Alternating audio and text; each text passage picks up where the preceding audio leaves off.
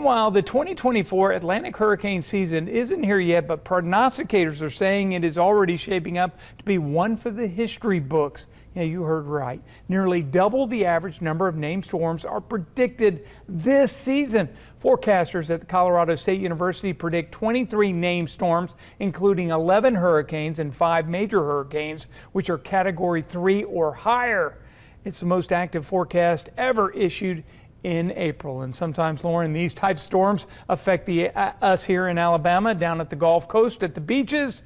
So this has everybody going, we don't want it. Right, we really don't, Sheldon, but unfortunately this is sometimes what we can see when we go into La Nina years. So we're getting out of an El Nino right now, but when you have La Nina, that is what is called a teleconnection, and something that can happen in one part of the ocean can influence activity in another part of the ocean. So what's going to begin to happen over the next few months is water temperatures off of the west coast of South America are going to be cooler than normal thanks to stronger trade winds that are going to be blowing to the west.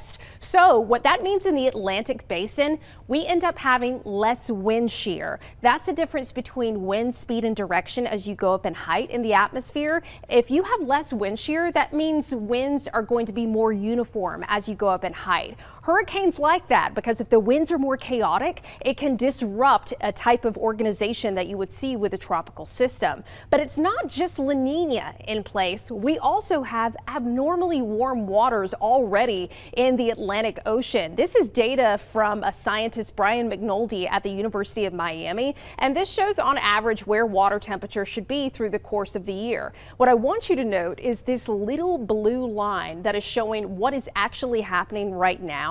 And so we are well above average for where those water temperatures should be. What tropical systems like? They like warm water, and that bath water is fuel for these systems to grow more intense. So we'll certainly be keeping a close eye on things in hurricane season. In the meantime, a first alert weather day next Wednesday night into Thursday. We'll talk about any severe threat coming up in a bit.